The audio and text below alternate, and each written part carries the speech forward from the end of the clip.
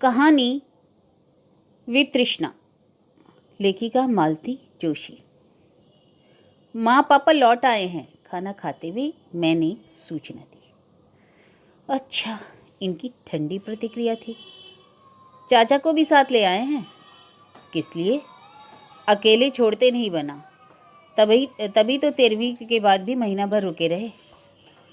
इन्होंने कोई जवाब नहीं दिया और चुपचाप खाना खाते रहे।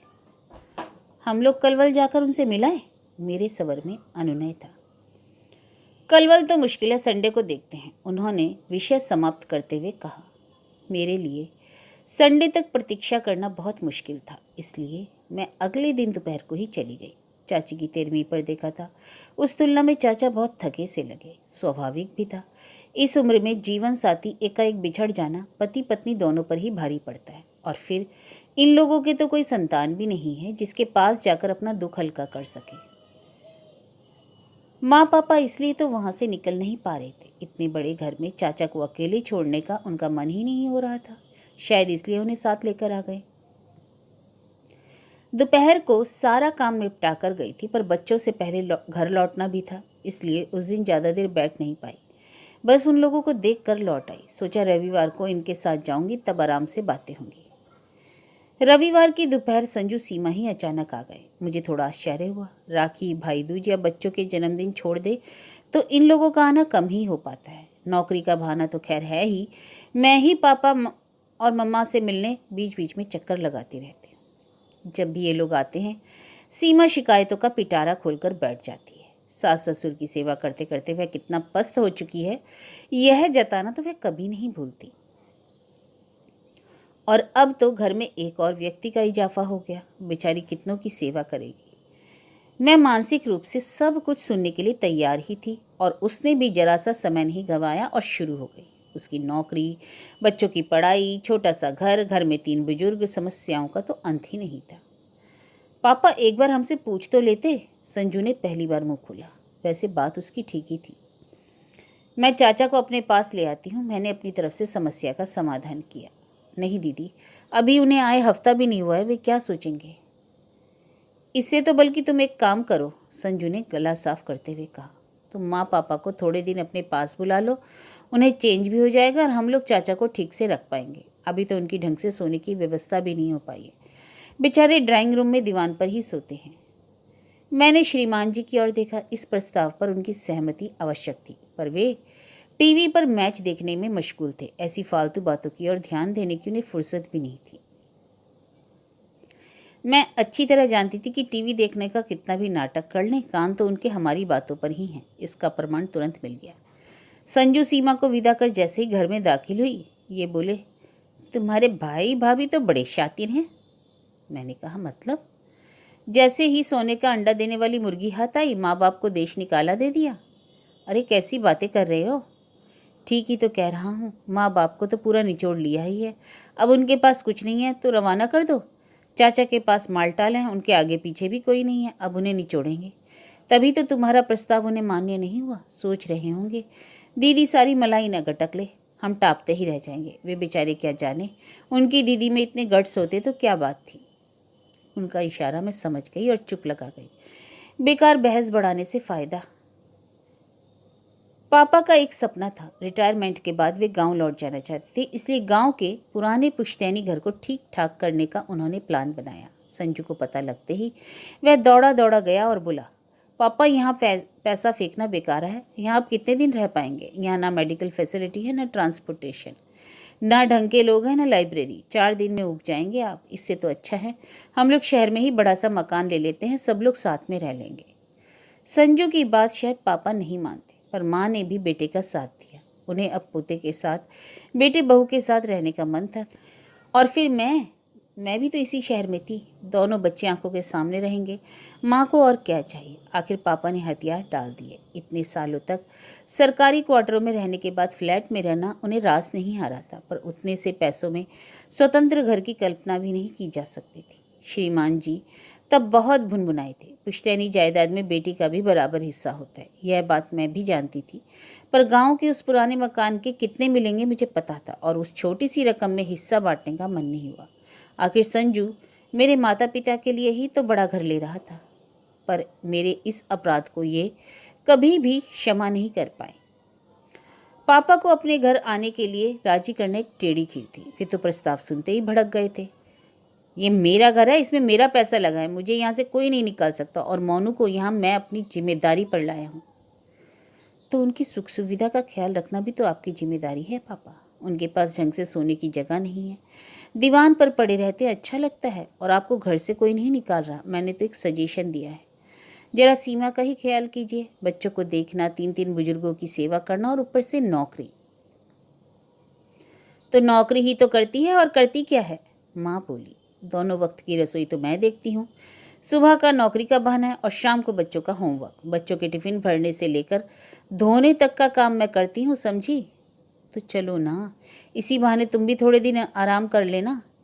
यह प्रस्ताव लेकर मैं जानबूझकर दोपहर में गई थी। चाचा बाहर दीवान पर सो रहे थे, हम लोग कमरे में थे। लाख धीरे बात कर रहे थे, शायद उन्होंने सुन लिया। भीतर आकर बोले, मेरे यहाँ आने से इतनी प्रॉब्लम्स, इतनी असुविधा होगी, पता होता तो।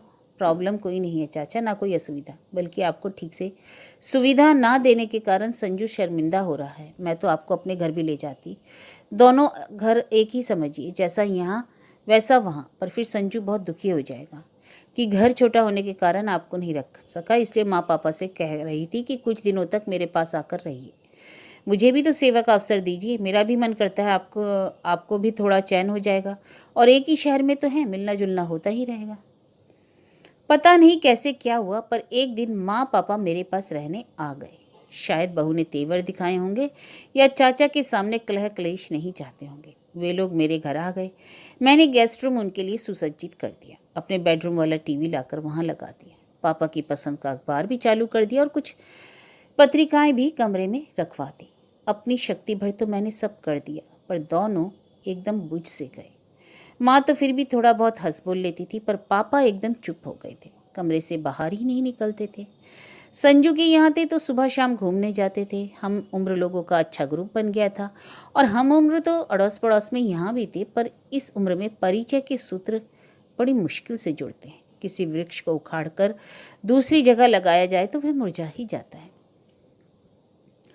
दिन का खाना मैं, पापा और माँ साथ खाते थे, पर रात में ये टेबल पर होते थे, और इनकी उपस्थिति में पापा बहुत असहज महसूस करते थे। उन्हें कंफर्टेबल करने का उनके दामाद ने भी कोई प्रयास भी नहीं किया।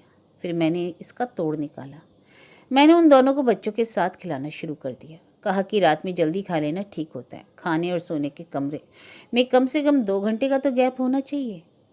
8वें चौथे दिन चाचा जी आ जाते तो पापा के चेहरे पर थोड़ी मुस्कान आ जाती। दोनों भाई देर तक बतियाते रहते। फिर माँ मुझसे फुसफुसा कर कहती, लाला को खाने के लिए रोक लेना, वहाँ पता नहीं क्या कैसा बनता होगा।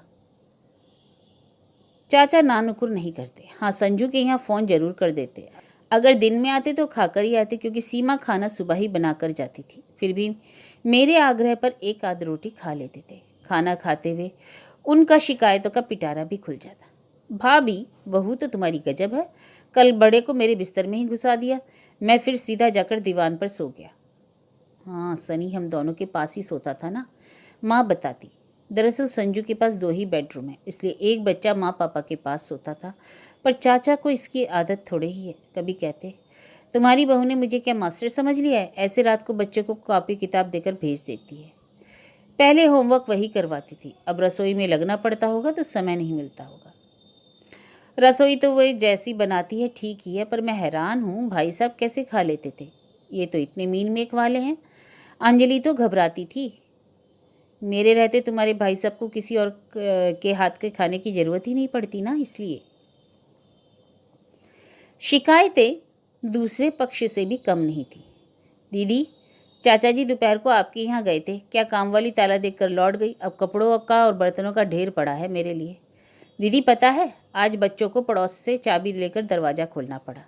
दीदी कल रात हम पिक्चर जा रहे थे, चाचा जी ने कहा बाहर से ताला डाल कर जाना, मैं आधी रात को उठकर दरवाज़ा नहीं खोलूँगा। सुनकर मुझे बहुत मज़ा आता।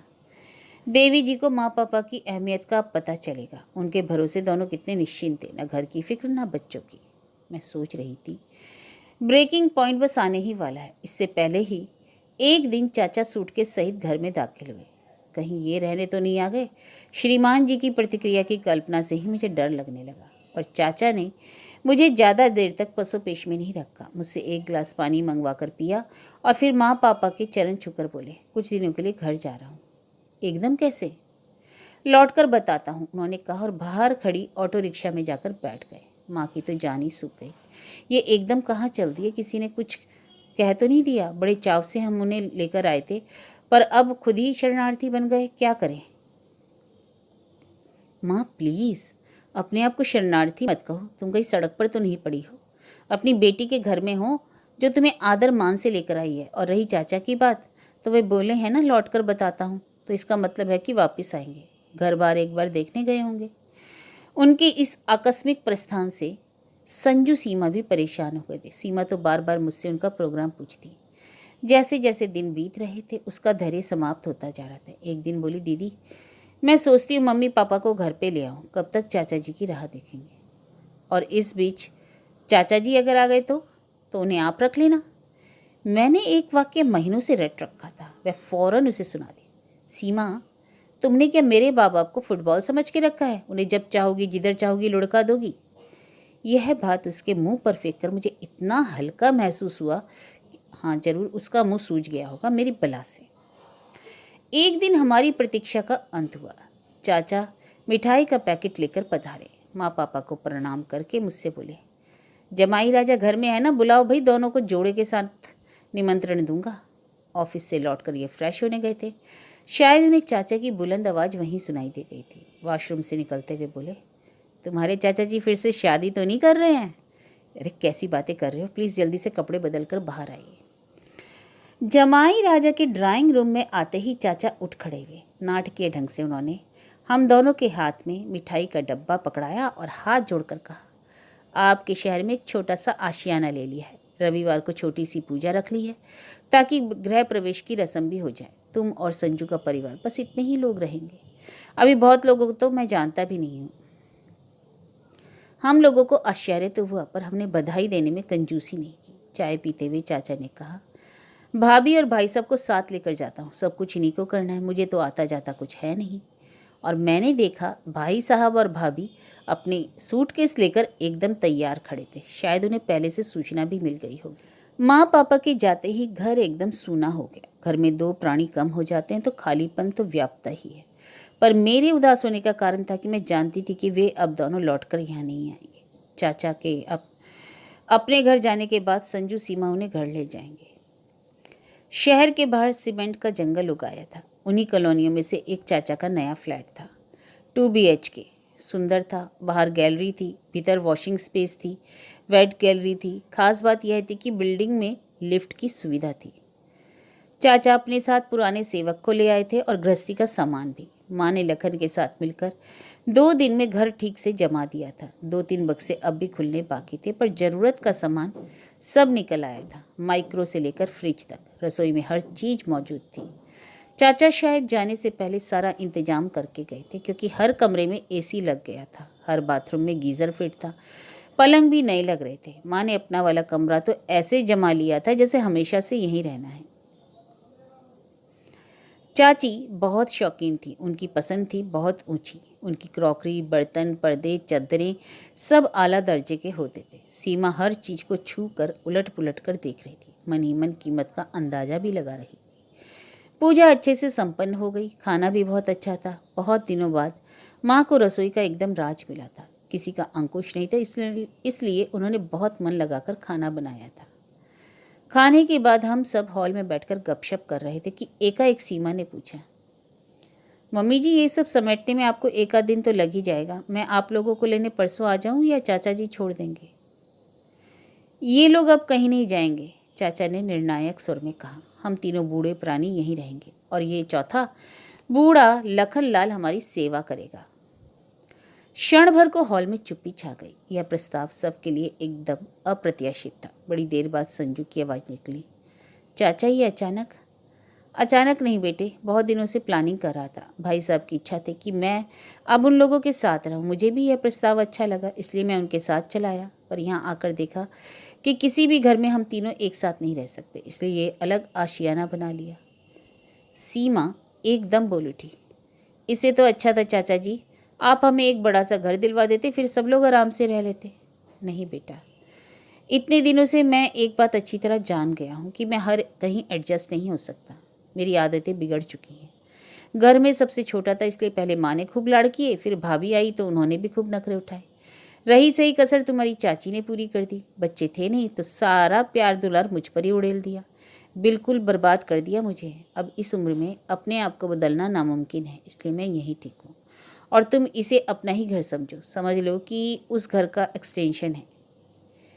ये बच्चों को जब भी दादा दादी नाना नानी की याद आए वे यहाँ बेकट के आ सकते हैं। और अनु, चाचा जी मेरी तरफ देखते हुए बोले, तुम्हें जब भी पियर जाने का मन हो यहाँ चली आना। मतलब मम्मी अब हमारे पास नहीं रहेगी? सीमा तो रोनी रोनी हुआ आई।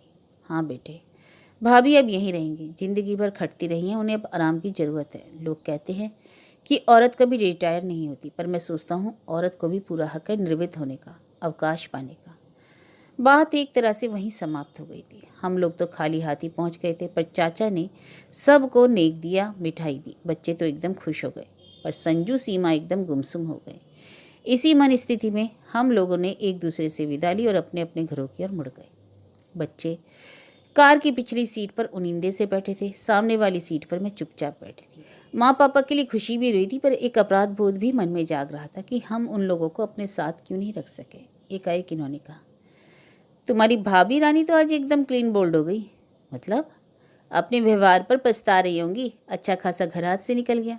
कौन सा घर? अरे वही जिसकी पार्टी खाकर आ रहे हैं। उस घर से सीमा का क्या ताल्लुक है? मैंने कहा, ताल्लुक है मैडम।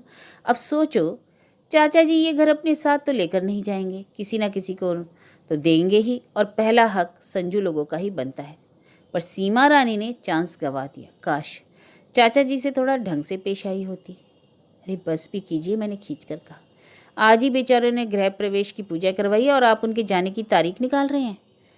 मैं तारीख निकालने वाला कौन होता हूँ? वह तो हर एक व्यक्ति के जन्म के साथ ही तय हो जाती है। मैं तो बस यह कह रहा हूँ कि भाभी रानी आउट हो गई, अब बल्ला संभाल लो। ठीक से बैटिंग करोगी तो मैच जीत जाओगी।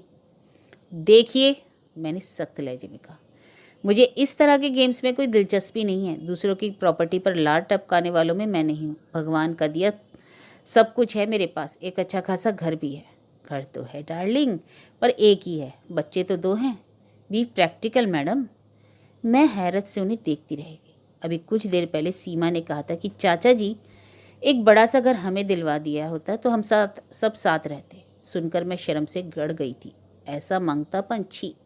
और ये महारानी साथ में रहेंगी? इसकी शिकायतों का पिटारा कभी ख़त्म नहीं होता। पता नहीं चाचा जी कितनी चाय पीते हैं, मैं तो कप प्लेटें धो धो कर थक जाती हूँ। इस आदमी के खाने के कितने नखरे हैं कि क्या बताऊँ। दीदी सच कह रही हूँ, कपड़ों का ढेर निकलता है प्रेस के लिए, मेरा तो सारा बजट ही गड़बड़ा जाता है। इस आदमी का इतना भी आसरा नहीं है कि बच्चों को सौंप कर सेकेंड के लिए कहीं भी जा सके। जिसके खिलाफ इतनी शिकायतें हैं, उन्हीं से बड़े से मकान की फरमाइश हो रही है। बेशर्मी की कोई हद होती है। और मेरी बगल में बैठा यह आदमी, इसने तो सीमा को भी मात कर दिया। पहली फुर्सत में इसने चाचा की वसीयत ही लिख डाली। चाचा गिद्धों को कि यह कैसी जमात तुम्हारे आसपास इकट्ठा हो गई है।